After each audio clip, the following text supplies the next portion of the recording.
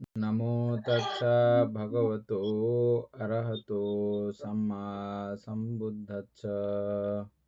জগৎপূজ্য মহাকারণিক তথাগত সম্যক সম্বুদ্ধ শ্রীচরণে কৃতজ্ঞ প্রণাম নিবেদন করে পুণ্যপারমিতে অংশগ্রহণকারী সকল উপাসক উপাসিকাগণের নিরোগ দীর্ঘায়ু সুখী জীবন তথা জ্ঞান বিমণ্ডিত জীবন কামনায় শুরু করতে চলেছি আজকের অভিধর্ম চর্চা ক্লাস।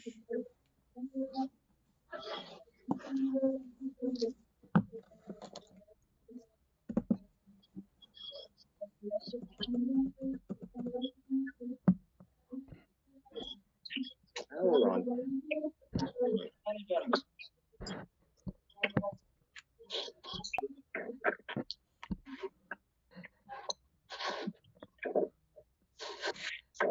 উপাসক একটা শার্ট গায়ে দিয়ে বসেন, কারণ এটা অনলাইনে ভিডিও রেকর্ড থাকে, এই জন্য।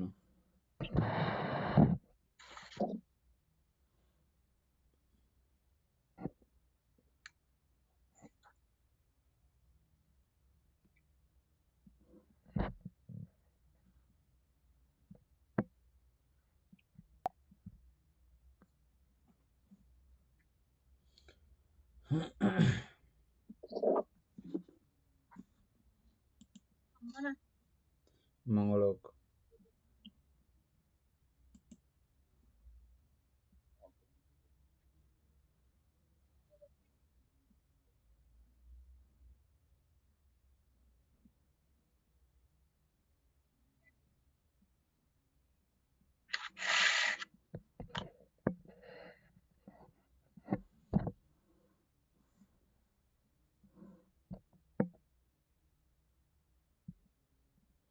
উপাসক বিধুভূষণ বড়ুয়া একটা শার্ট গায়ে দিয়ে বসেন, কারণ এটা রেকর্ড থাকে, তো অনলাইনে থাকে, সেজন্য।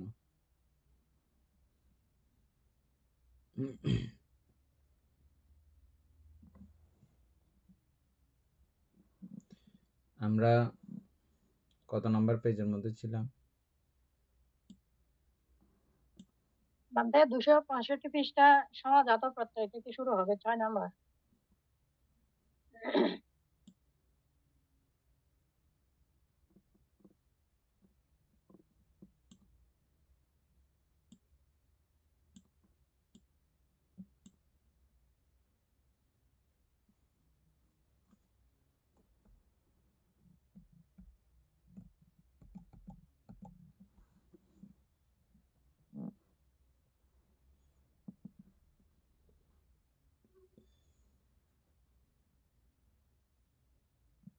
সহজাত প্রত্যয়টা পড়েন তো, আমি তো বলবো।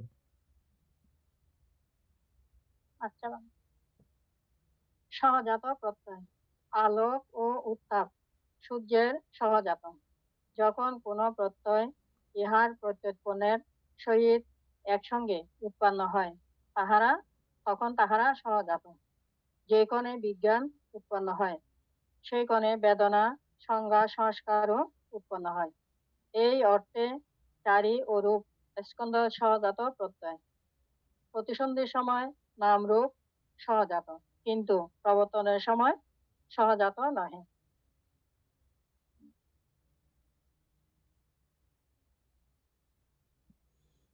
এনে বুঝছো তো এটা, না?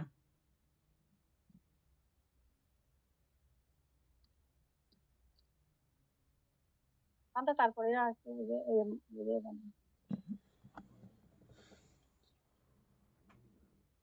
আলো এবং উত্তাপ,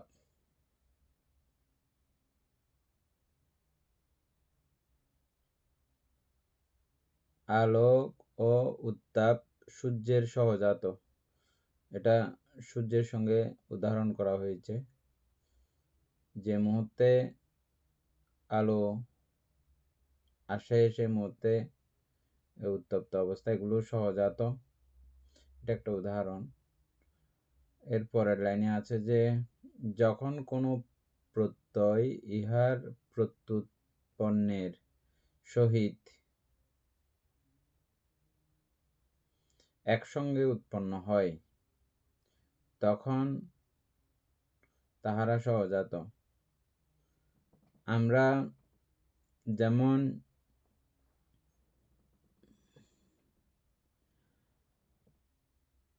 সংস্কারের প্রত্যয়ে বিজ্ঞান। সংস্কার প্রত্যয় ধর্ম, বিজ্ঞান প্রত্যুৎপন্ন ধর্ম, এভাবে আমরা জানি। এভাবে প্রত্যেকটা অবস্থার প্রত্যয় থাকে, প্রত্যুৎপন্ন ধর্ম থাকে।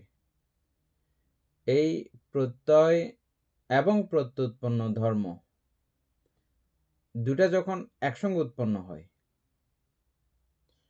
তখন বলা হয় সহজাত। আর সহজাত কথাটা সম্পর্কে আমরা আগে থেকেই জানি। এর পরের লাইন দেখেন, বুঝে যাবেন। তখন তাহারা সহজাত সেই ক্ষণে, যেই ক্ষণে বিজ্ঞান উৎপন্ন হয় সেই ক্ষণে বেদনা সংজ্ঞা সংস্কার ও উৎপন্ন হয়।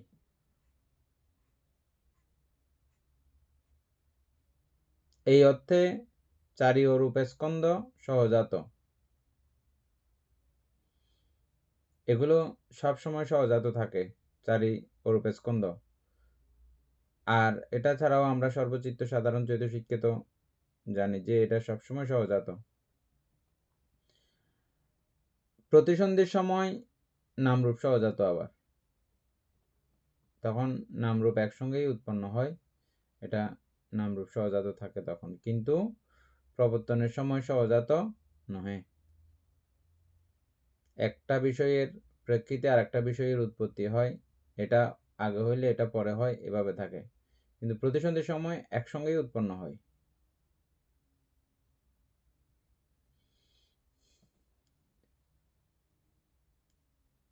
আমি তো বুঝছেন সহজাত বিষয়টা কি না? হ্যাঁ, বানতে বলছি। মানতে তাহলে ও প্রতিসন্ধিটা করতে হয়, নাম রূপটাও করতে উৎপন্ন মানতে না, এরকম না? প্রতিসন্ধিক্ষণে নাম রূপ সহজাত, নাম এবং রূপ এটা একই সময়ে জাত, এজন্য এটাকে সহজাত বলা হয়। সেখানে অবশ্য আমরা দেখেছিলাম কি বিজ্ঞানের প্রত্যয়ে নামরূপ, বিজ্ঞান প্রত্যয় হইলে নামরূপ প্রত্যুৎপন্ন ধর্ম, এভাবে আমরা জেনেছিলাম। এগুলো এখানে উপমা কথা দিয়ে বোঝানোর চেষ্টা করা হয়েছে আমাদেরকে, সহজাত বিষয়টা বোঝার জন্য। মানে সহজাত কি,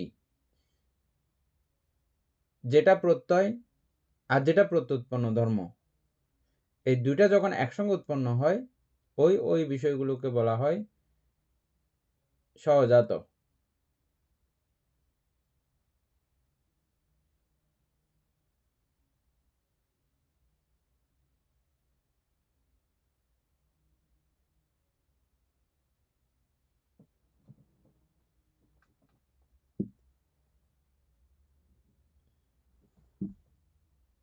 এরপরেরটা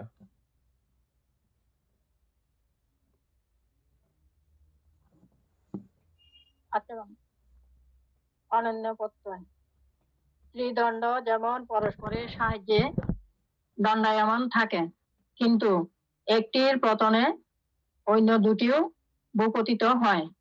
তদ্রূপ অরূপস্কন্ধ ও রূপস্কন্ধের মধ্যে চারি ও রূপস্কন্ধ, চারি মহাভূত এবং প্রতিসন্ধিক্ষণে নাম রূপ পরস্পর পরস্পরের উৎপত্তির ও উপস্তম্ভনের অর্থাৎ অপতনের সাহায্য করে।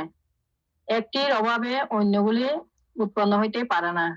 অন্যান্য প্রত্যয় মাত্রই সহজাত, কিন্তু সহজাত মাত্রই অন্যান্য প্রত্যয় নহে।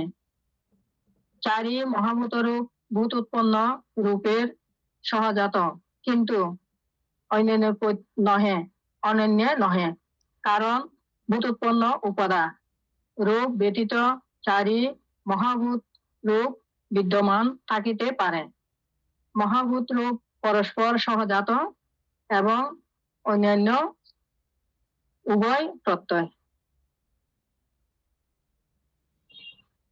এনে আলোচনা করা এমনি, এটাতে এমনি বোঝা যাচ্ছে পড়াতে। তারপরে একটু বলো সংক্ষিপ্ত করে অনন্য প্রত্যয় সম্পর্কে কি বুঝছো?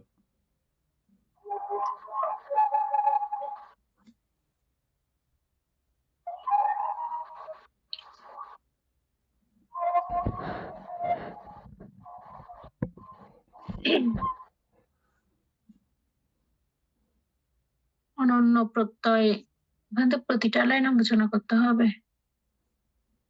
আলোচনা না করে বুঝলে বলে ফেলো।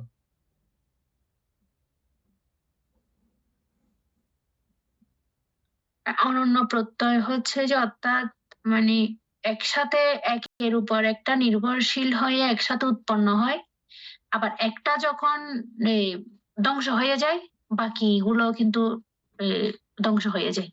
মানে একটার উৎপত্তিতে বাকি সবের উৎপত্তি, একটা ধ্বংস হলে বাকি সবই ধ্বংস হয়ে যায়। এটা হচ্ছে যে মূল কথা অনন্ত প্রত্যয়ের, অনন্য প্রত্যয়ের।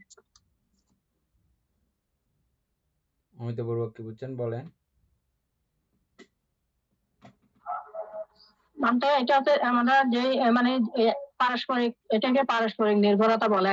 মানে একটার উপরে একটার সাথে আরেকটা যে মানে চৈতন্যগুলো একে অপরের সাহায্য নিয়ে একসাথে মানে উৎপন্ন হয়। কিন্তু একটা যদি পতন হয়ে যায় তাইলে আর দুটিও, এখানে উদাহরণ দিয়ে বলছে আর দুটিও মানে ভেঙে যায়, পড়ে যায়, এটা বলছে আর কি, উৎপন্ন হয় না।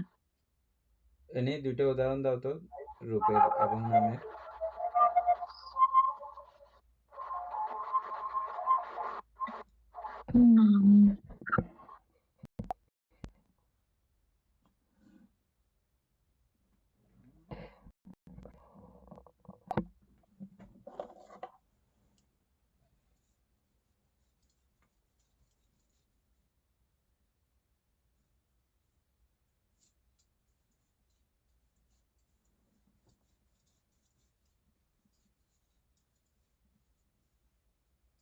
আপনি করেন, আমি একটু যেগুলো আছে এগুলো দাও, এখানে যেগুলো উদাহরণ আছে এগুলো।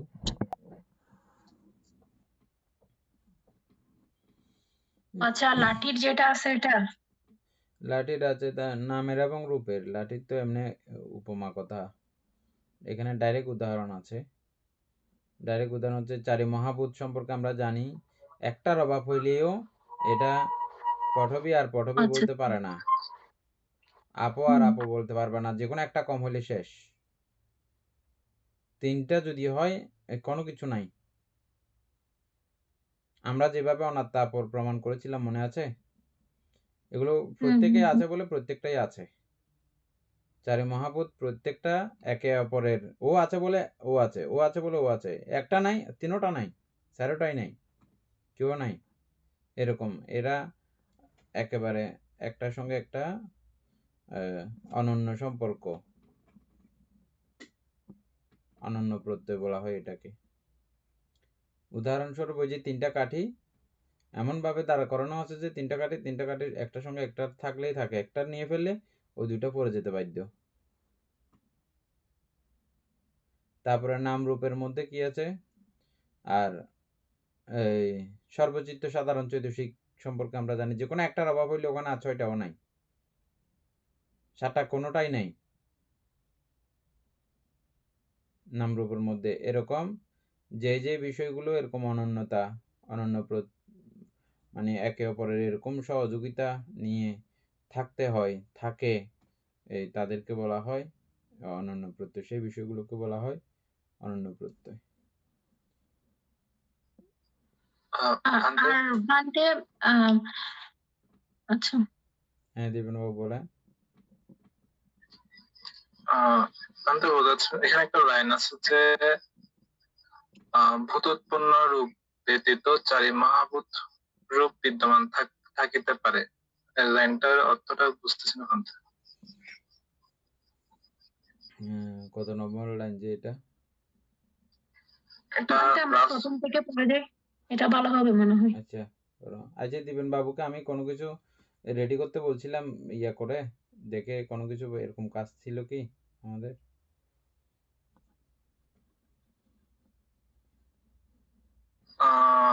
ভান্তে প্রকৃতি ও পুনশ্রয়ের একটা চার্টের কথা বলছেন, পরবর্তীতে আমরা তো সেটা অমিতা দিয়েও বলছিল, ওই মানে আর প্রয়োজন নাই আর বলে দিচ্ছিল। হ্যাঁ ভান্তে এরকম আর কিছু কোনো কিছু কাজ থাকলে এগুলো মানে পরবর্তী ক্লাসে আলোচনা করব বললে এগুলো করে ফেলি, না হলে এগুলো পরে ভুলে যাইতো আমরা। আচ্ছা ভান্তে লিখে রাখিয়েন এবং এটা পরের ক্লাসে যাতে আলোচনা হয় এইভাবে একটু স্মরণ রাখিয়েন, না হলে পরবর্তীতে এটা হেডেক হয়ে যায়। পরে আর ওই বিষয় আবার যখন আসে সামনে আসে আর তখন আমরা পারবো না। আর এটা না বুঝলে পরবর্তী বইগুলো কোনো কিছু আর বোঝা যাবে না। এখান থেকে প্রত্যেকটা বিষয় বুঝে না গেলে পরবর্তীতে বোঝার কোনো উপায় থাকবে না। হ্যাঁ, আচ্ছা আমি বান্দা। এক লাইন করে ইয়ে করে যাও।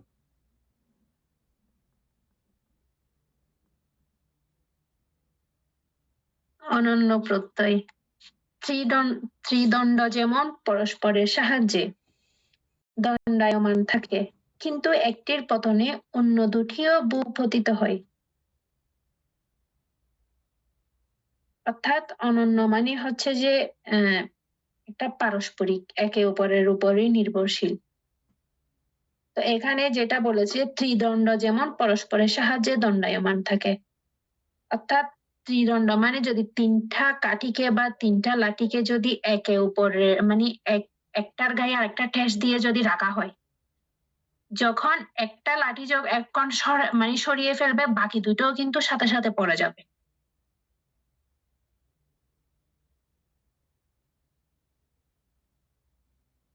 অর্থাৎ এখানে যেটা বলছে যে অর্থাৎ এটা হচ্ছে যে মানে তারা কিন্তু তিনোটাই কিন্তু পারস্পরিক ভাবে মানে একে অন্যের উপর নির্ভরশীল হয়ে আছে, একটা আরেকটার উপর, আরেকটা আরেকটার উপর। একটা সরালে আর বাকি দুইটারও কোনো অস্তিত্ব নেই।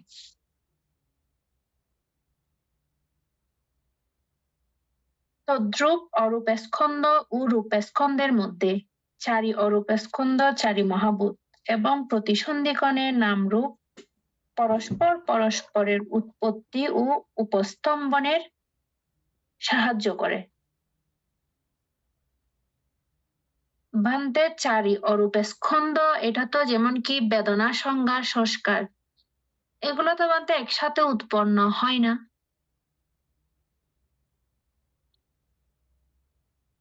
একসাথে কি উৎপন্ন হয় বেদনা, সংজ্ঞা, সংস্কার, বিজ্ঞান? একসঙ্গে উৎপন্ন হয় কিনা দেখো।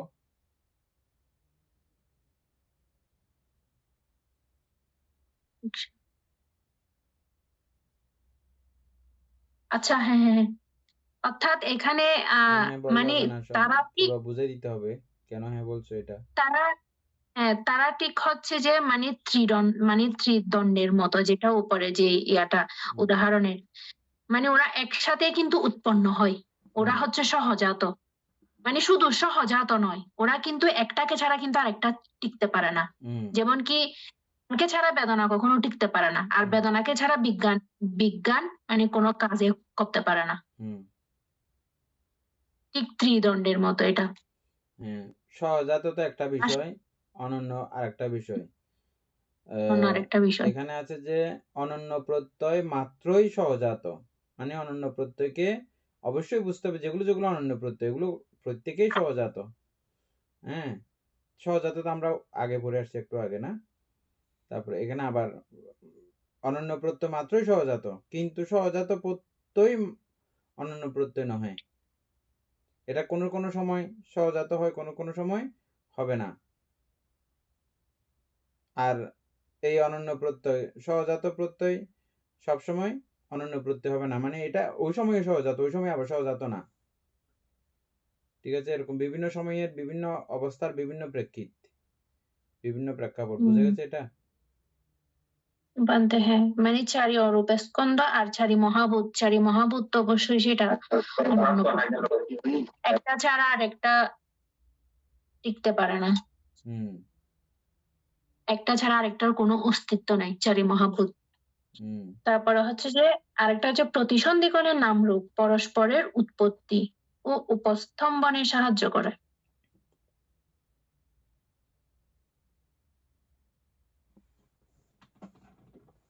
অর্থাৎ প্রতিসন্ধির সময় মানে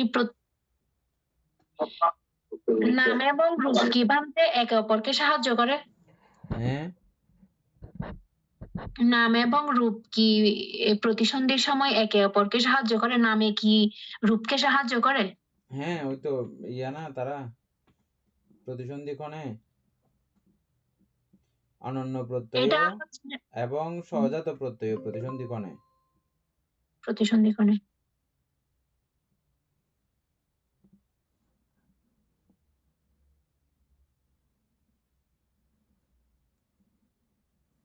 সাথে এটা কি মানে একে অপরকে কি উৎপন্ন হতে সাহায্য করা যায়, মানে নাম এবং রূপকে?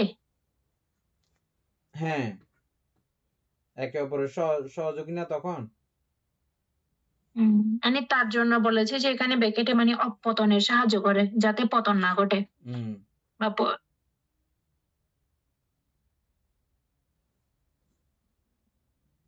মানে এটা হচ্ছে যে অনন্য প্রত্যয় হচ্ছে যে শুধু মানে একসাথে যে উৎপন্ন হয় সেটাই নয়, মানে একে অপরকে টিকিয়ে রাখার জন্য পারস্পরিকভাবে সাহায্য করে, এটাই হচ্ছে যে অনন্য প্রত্যয়। হ্যাঁ, আর সহজাত প্রত্যয় হচ্ছে যে একসাথেই উৎপন্ন ওরা হওয়া। উৎপন্ন হবে, আর এটা হচ্ছে যে মানে সাহায্য একে করবে টিকে অপরকে থাকার টিকে জন্য। থাকতে সাহায্য করবে। ও দাঁড়া থাকলে ওরা দুজনে দাঁড়া থাকবে, ও পড়ে গেলে ওরা দুজনে দাঁড়িয়ে পড়ে যাবে। এটাই।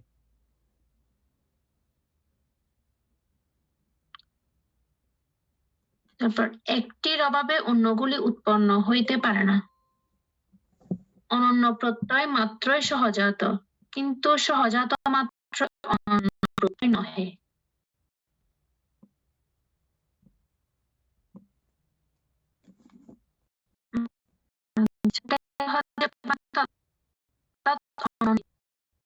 একটি উপাদান ছাড়া কিন্তু বাকিগুলা